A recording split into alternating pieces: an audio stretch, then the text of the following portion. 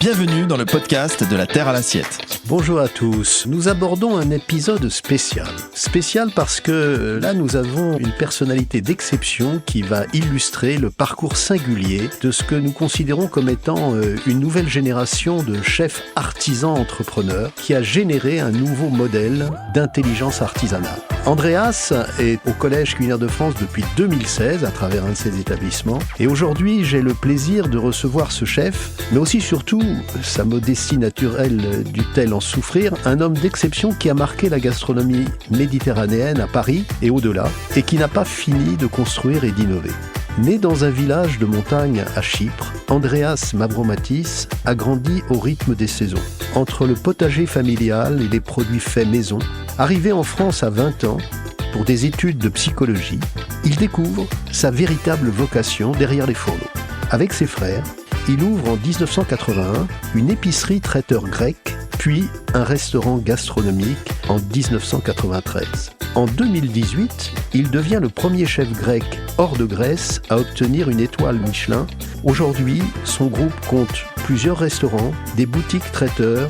Son nom est synonyme d'authenticité, d'excellence et de transmission.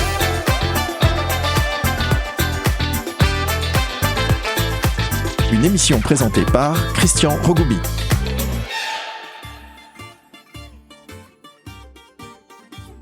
Bonjour Andreas. Bonjour Christian.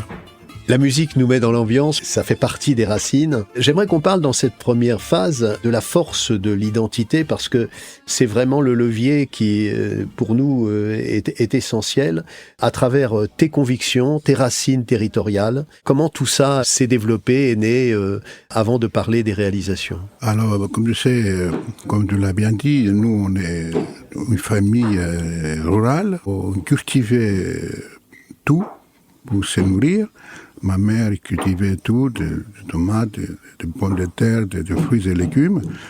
On avait aussi des vignes. Mon père faisait tout vent, donc on avait vraiment autosuffisant à la maison, autonomie. Et on élevait aussi des poules, des cochons, des chèvres à la maison. On faisait les fromages, les halloumi aujourd'hui, les fromages qui commencent à être très connus en France, que c'est un fromage qui ne font pas la cuisson, c'est un AOP depuis 2021 maintenant. C'est un fromage très peu calorique et qui convient pour le régime méditerranéen, pour les végétariens aussi. C'est mon identité, c'est ce terroir qui m'a vu grandir, qui m'a nourri. Et tous ces aspects aussi humains du village, les voisins, les amis, avec tous les valeurs qu'on peut avoir quand on est né dans un petit village de 500 habitants. Ce qui est extraordinaire à travers ce que tu racontes, ça éclaire aussi pour moi ce que tu as réalisé et ce que tu réalises aujourd'hui. C'est-à-dire, tu dis, en fait, comme quoi on est vraiment profondément marqué par son identité. On faisait tout. C'est-à-dire, c'est ce que tu fais aujourd'hui. C'est-à-dire, tu as intégré absolument tout dans ce que tu fais. On en reparlera tout à l'heure. Mais cette notion de faire tout, c'est quelque chose qui apporte quelque part une plénitude, hein, en fait. Oui, c'est bien une volonté d'assurer une qualité optimale, de tout faire, de tout contrôler. Pas tout contrôler au niveau de qualité, je veux dire. Est-ce que les bêtes se nourrissent, comment elles se nourrissent, comme les chèvres qu'on avait à la maison, on les soignait comme des bébés, en fait. Ma mère nous disait, il faut pas que la nourriture tombe par terre, parce qu'elle ne mange pas. C'est vrai que la chèvre, c'est l'animal le plus propre, le plus élégant qui puisse exister. Vous savez, il grimpe sur les arbres pour manger, pour trouver les fruits, les premiers fruits, les premiers germes, en fait. Donc on a connu les bêtes, on a connu aussi les jardins, on a les potagers qu'il fallait s'élever en 12 ans, même 11 ans, avec ma mère pour aller, parce que comme il n'y a pas beaucoup d'eau, il fallait se relayer en fait, d'un jardin à l'autre, d'un potager à l'autre, donc on n'avait pas notre propre eau. C'est l'eau qui était irriguée par une rivière. Donc, c'est à minuit, ce matin, c'est qu'il y a un villageois qui venait pour te réveiller, pour aller arroser ton jardin. C'était fabuleux. Donc, ça a dit, tiens, c'est l'air. Il n'y avait pas de portable à l'époque, hein. Il venait frapper à la porte pour nous réveiller, pour aller dans une aire qu'on va pouvoir arroser les jardins, les potagers. C'est exceptionnel. Oui. Oui, et donc, ça, c'est des souvenirs magnifiques. Dans un petit village où tout le monde se connaissait, je présume. Oh, absolument. Et avec une logique naturelle d'aide et de compréhension. de proximité, d'aide. On n'avait pas de clés sur les portes, c'est quelque chose de fantastique. Le seul endroit de rencontre qu'on avait, c'était l'église du dimanche, et puis les cafés autour de l'église, hein, c'était le seul rencontre qu'on avait. On était heureux, on vivait dans la nature. On le développe beaucoup au collège. Je pense qu'il faut qu'on reparte des territoires. De proximité, là où aujourd'hui on a 15 000 amis à l'autre bout de la terre en appuyant sur un bouton, on connaît personne, on aime tout le monde puisqu'on dit j'aime à chaque fois. Il y a quand même une aberration quand on y pense. Sur le plan psychologique, la notion de territoire, il faut aller puiser dans ces expériences-là, identitaires, que tu incarnes, que d'autres peuvent incarner aussi, des sources d'avenir.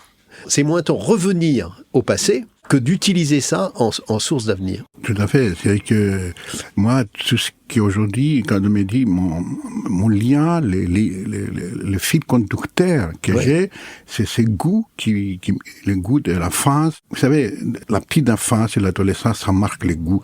C'est déterminant pour les goûts à venir, pour la mémoire du goût. Ce qu'il y a de plus important, je dis que, bien sûr, la présentation est jolie dans une assiette, mais les goûts, ça nous marque toute la vie, quoi. Et surtout quand on a eu la chance d'écouter ces produits-là, cuisinés par ma mère, qui était pareil, une excellente cuisinière, comme beaucoup de mères dans mon village, dans mon pays.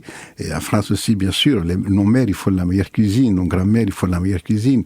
Et puis, pour moi, c'est perpétuer aussi la mémoire familiale. La mémoire familiale, c'est des scènes de vie, pendant les fêtes, pendant Noël, Pâques, pendant tout ces fêtes-là, mais en même temps, la réunion à table. On était 8 enfants, on a perdu un, malheureusement. On était 7, avec mes parents 2, mais comme mon père, vous savez, l'hospitalité grecque, c'est légendaire, quoi. Comme mon père, il était chauffeur de gare, les voisins, les villageois, ils venaient lui donner des cajots pour l'amener en ville pour les enfants, parce que les enfants, pour la plupart, ils habitaient en ville. Et on devenait 12, 13, 14, 15, et tout le monde était à table.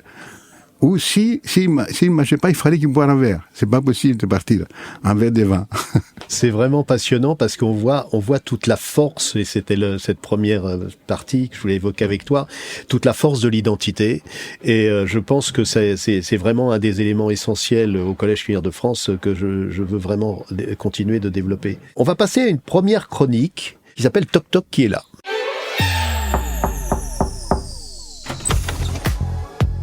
Toc Toc, qui est là?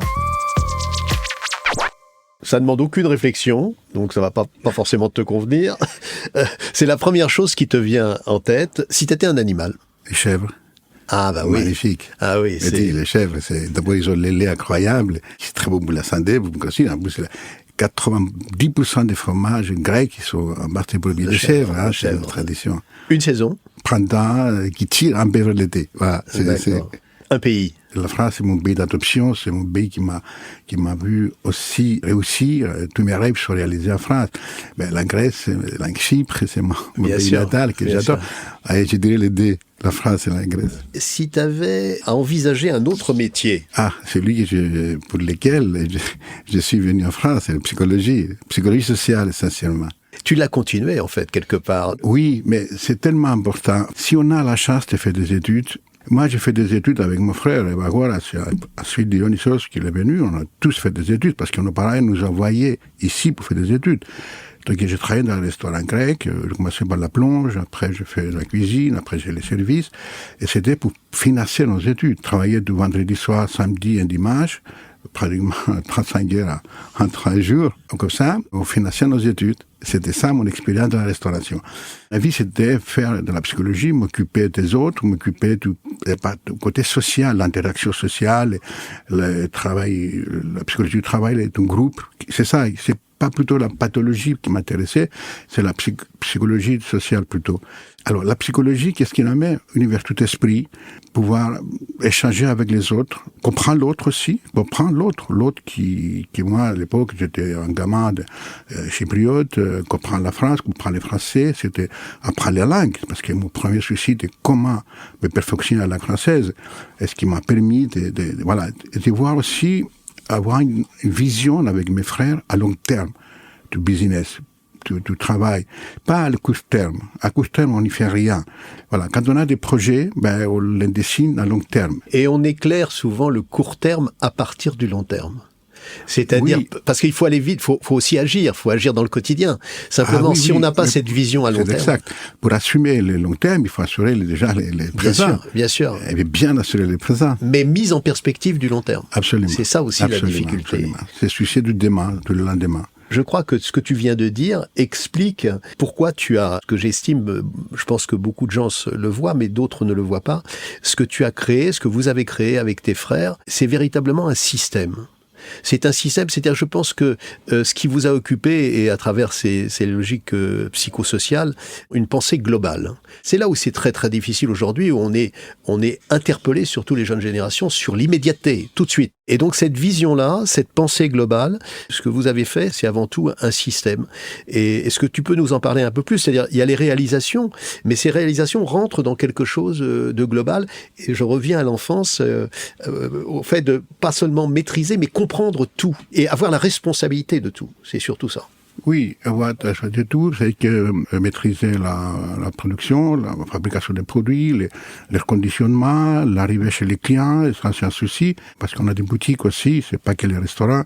Un client qui achète un produit dans nos boutiques, il doit pouvoir le consommer 2, 3, 4 jours après. Il faut savoir que nous, on n'utilise aucun conservateur, aucun produit additif, tout est frais, tout est fait à la maison.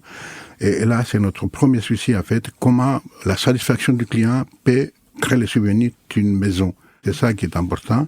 On a fait, d'abord, c'était une petite, en 1980, 45 ans l'année prochaine. À De Gaulle, c'est un demi-siècle. Hein, et le même restaurant, il est là depuis 1981. Aujourd'hui, il était d'abord une petite épicerie. C'est celui qui se trouve dans le 5e? Absolument. De l'Est Aphrodite. L'histoire, comment c'est, c'est que vraiment, nous, on est à la fac avec mon frère. On nous dit, tiens, une boutique à acheter. J'ai dit, mais on ne cherche pas des boutiques, mais si, c'est une occasion. Bon, on avait ça dans les veines, peut-être un peu de commerce comme mon père, il était chauffeur des cars, il y avait des cars. J'ai dit, on va aller voir. J'ai dit, mon frère, on va aller voir. Ok, on va aller voir. On n'avait pas un centime dans la poche, pas un centime. Donc, on a travaillé dans un restaurant grec pendant 3 mois d'été, 7 sur 7, 18 heures par jour pratiquement, et on a récupéré 90 000 francs à l'époque. 90 000 francs tous les deux. Et l'affaire, ça valait 60, mais on ne connaissait rien de ce que c'est un bail commercial, tout ça. Et puis, on s'est rendu compte qu'on n'avait pas d'argent. Donc, on a amené de la maison les cuisinières, les frigos de la maison, juste ainsi. On a commencé comme ça dans une petite cuisine, minuscule, de 2 mètres sur 1 mètre. Et on faisait que de l'épicerie en début, hein, avec une vitrine réfrigérée, et qu'on a récupéré, qui était jeté en bas des bassins avec un ami frigoriste. Il est venu, il l'a embranché, il a mis un moudre dessus. Enfin, c'était très anecdotique, quoi. J'ai dit, vous faites ça, il faut être très très jeune, ou peut-être un peu fou, je sais pas. Bien sûr. Mais il y avait cette solidarité avec mes frères, avec mon frère Bagoua, avec qui est là depuis le départ. Comme lui, il travaillait dans le restaurant pour nous donner de l'argent pour l'épicerie, en fait. Et moi, j'étais dans l'épicerie tout seul. Je faisais tout. On se relayait, après on se relayait pour aller à la fac, on se relayait tous les deux. La fac est à côté, hein, c'est à Saint-Cyr, à Jussieu. C'est pour ça qu'on est là dans ces quartiers. C'est extraordinaire. Après, c'est épicerie qui est devenue un peu de dégustation sur place. Oui, et puis après, est devenue épicerie traitaire, vente importée. Et après, comme dans un restaurant, on a déplacé les traiteurs un peu plus loin. On va faire une deuxième chronique qui s'appelle « Fromage ou dessert ».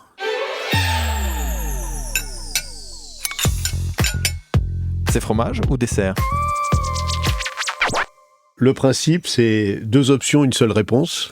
Sans réfléchir, tu préférerais renaître dans le passé ou dans le futur? Comment me dissocier du passé et le futur? Comment les dissocier? Je ne sais pas. Ouais. Comment? Le futur, bien sûr, mais le passé, comment? C'est déraciner. Le passé, c'est les racines. C'est ce qui nous a construit, c'est ce qui nous fait évoluer, c'est ce qui nous fait aujourd'hui. Sans racine, on n'est rien, quoi. Logique ou émotion? Logique. Compétition ou coopération? Difficile de question. Compétition. Très intéressant. Parce que la compétition, c'est ce à quoi on se confronte tous les jours, bien sûr. Mais tout ce que tu fais, c'est un travail de coopération. Absolument. C'est pour ça que j'ai dit la question est très difficile. J'ai envie de dire les deux. Mais bon, c'est pas facile. Vie personnelle ou vie professionnelle? Il faut allier les deux. Voilà. Sinon, ça marche pas. C'est l'illustration de cette chronique. À chaque fois, je me permets de te qualifier comme un artisan.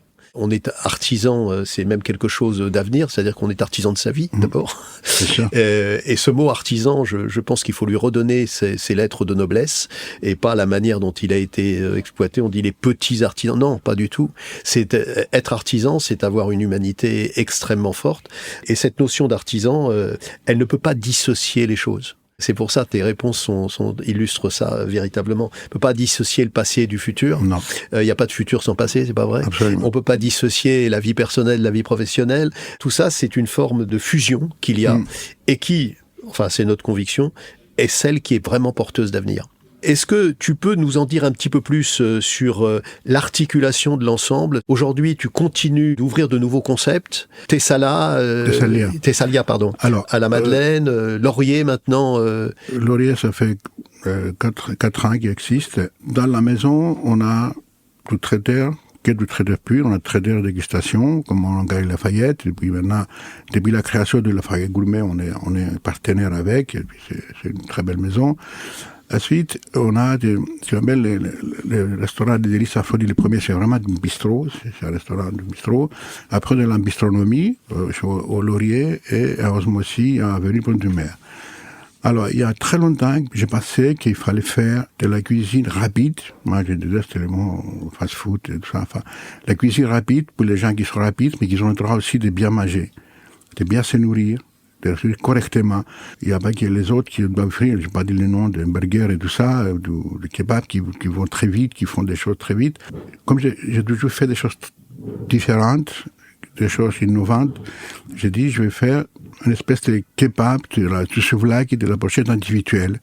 Et que moi, dans le nouveau concept de Salia, le Salia c'est une région anglaise, mais c'est aussi le prénom de ma mère, ce qui me fait aussi plus incroyable. D'ailleurs, c'est sa photo sur l'emblème. Et c'est manger vite et bien, c'est une brochette qui est marinée avec des épices que j'ai fait moi-même, bien sûr, et le cuit individuellement, brochette par brochette, pratiquement devant les clients, et ils prennent la brochette dans un sandwich. Et là, au esquimage, c'est pas des viandes d'origine, agneau et poulet. Donc voilà, c'est ça. Et puis le client, il n'y a pas de service. Le client, il a un plateau. Mais il faut le faire cuire très vite quand même. Oui, on fait pré-cuisson. Ah, d'accord. Absolument. Donc tout est passé pour que la chaîne du froid soit respectée, que tout est parfait. Mais je t'invite à venir voir parce que ça vaut les coups. Vraiment. Oui. Et c'est très. C'est rue du Faux, c'est ça? Rue du Faux, 18 rue du Faux, c'est très apprécié parce qu'il y en a des gens très importants qui viennent parce qu'ils ont le droit aussi de manger vite et bien. Merci pour tout ça. On va terminer par une troisième chronique qui est ce qu'on appelle, nous, la moutarde te monte au nez. La moutarde me monte au nez. Quelque chose qui te choque ou qui te fait bondir. Quelque chose que je déplore, c'est comment Bédon ne pas valoriser les métiers du serveur et du vendeur en France. Comment est-ce qu'aujourd'hui, on n'a pas assez de vendeurs, pas assez de serveurs pour... Tout le monde sait, on peut cuisiner bien, si on sert mal, le client n'est pas content, le client ne viendra plus, et puis ça cache la moitié du travail. La présentation, la propreté, le savoir parler. Aujourd'hui, moi, j'arrivais en France, il y avait encore les services. Moi, on était payé au service. Moi, je considère que c'est une grosse erreur de retirer les services de l'addition. Parce qu'on se battait pour ça. On travaillait plus, pour gagner plus, on travaillait vraiment beaucoup. Et moi, j'ai vécu avec ça. Et depuis qu'on a retiré les services, des années 85, je crois, je me trompe pas, mais je constate que la motivation est tombée. Moi, à l'époque, les serveurs étaient habillés avec, vous savez, dans les brasseries, il y en a encore, il y en a, je sais pas tout, mais il y en a beaucoup encore qui le font, avec un tablier blanc, avec un gilet, avec une cravate, propre, impeccable.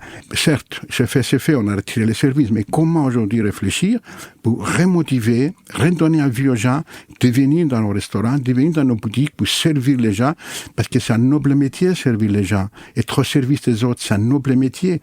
Mais on n'a pas su le faire. Nous, professionnels peut-être, voilà, on n'a pas su vraiment... c'est ce qui fait... donc moi, je parle avec aussi beaucoup d'étrangers qui me déplorent quand ils viennent en France. On s'habille n'importe comment. Enfin, moi, ça, j'aime pas. J'ai quelque chose qui me dérange. Mais on est au cœur d'un enjeu. C'est pas déplorer et vouloir encore une fois revenir au passé. C'est par rapport à des vecteurs d'avenir. Parce que d'abord, c'est vraiment un combat que l'on mène au sein du Collège culinaire de France en disant les métiers de la salle sont avant tout des passeurs d'histoire. Mais bien sûr. Ils sont là pour raconter, pour faire vivre. Raconter ce que fait de la cuisine. Moi, vraiment, je suis tous les soirs dans mon restaurant. Les gens me disent, monsieur, mais vous avez une équipe formidable dans la salle. La cuisine est superbe. Et c'est ça que, comme tu viens de dire, c'est un vecteur, c'est un passeur. Exactement. Ce sont des passeurs. Nous, le langage de la cuisine, il est traduit dans une assiette, bien sûr, mais s'il est mal présenté, s'il est mal servi, mais il n'a plus rien, quoi. Enfin, mais en fait, ce métier qui est quand même manger, c'est quand même au cœur de toute l'humanité. Puisqu'on ne peut pas ne pas manger, c'est quand même l'élément universel majeur. C'est quelque chose, on le redit souvent, et de la terre à l'assiette le dit bien, de la terre et de la mer jusqu'à l'assiette, c'est-à-dire les producteurs, les pêcheurs, des gens qui ont une identité, qui travaillent avec des gens comme toi, qui transforment tout ça, qui ont le respect du produit. À l'intérieur de ça, ceux qui sont dans la relation avec les autres, et c'est un métier, ce métier de la relation qui est majeur. C'est pas un hasard si nous on qualifie la qualité comme la haute valeur relationnelle avant tout, et jusqu'au client qui doit être rééduqué aussi. Toute cette chaîne-là est majeure. Elle nécessite un certain nombre de choses. Et je reprends ton exemple parce que je suis stupéfait. Je vais souvent dans un de tes restaurants et boutiques qui se trouve avenue Paul Doumer, j'habite tout près. Je sais que tu es tous les soirs dans ton restaurant gastronomique. Et quelquefois, je passe dans ce restaurant de l'avenue Doumer à 22h. À 22h, c'est toujours ouvert. Et on me dit, oui, Andrea, c'est là. Je dis, mais c'est un don d'ubiquité. Tu es partout. Et ça, je crois que c'est très important. Mais ce qui est bien, encore une fois de plus, on est 3 frères, on a une très bonne équipe aussi, qui s'occupe. Et moi, j'aime bien tourner dans toutes les boutiques pratiquement tous les jours, parce que c'est important de connaître les gens, de motiver les personnels, de motiver les équipes. C'est très important. Merci Andreas, merci d'être venu. Merci à toi. Je sais que t'as beaucoup de travail et merci de nous faire partager tout ce qui a fait ton développement et ce que tu inities aussi au sein du Collège culinaire de France. D'ici 15 jours, nous recevons un nouvel invité, Gabriel Gauthier, qui est un boucher de son état, qui sert aussi bien des grandes tables que des artisans militants de la qualité dans tous les coins de France. Il s'est imposé petit à petit à son retour de 10 années passées en Afrique, parcours assez étonnant, comme un des premiers promoteurs des valeurs et des pratiques artisanales à partir de sa ville de Clermont-Ferrand. Il est venu rejoindre aussi au collège l'organe de gouvernance qui s'appelle le CRIO et il nous expliquera comment son parcours lui permet de contribuer au système et aux valeurs du Collège culinaire de France et surtout de transmettre aux nouvelles générations. À ne pas manquer dans 15 jours. Merci. Vous venez de déguster un épisode de La Terre à l'assiette, le podcast qui vous donne envie de bien manger. Nous espérons que vous avez passé un agréable moment en notre compagnie. Si ce podcast vous a régalé, soutenez-nous en lui donnant un maximum d'étoiles, comme un grand chef, et en vous abonnant. Vous avez envie d'en savoir plus sur les actions du Collège culinaire de France et sur le mouvement Manger Citoyen ? Suivez-nous sur les réseaux sociaux et sur notre site internet. À très vite pour un prochain épisode. Ah oui, et évidemment, l'addition, elle est pour nous.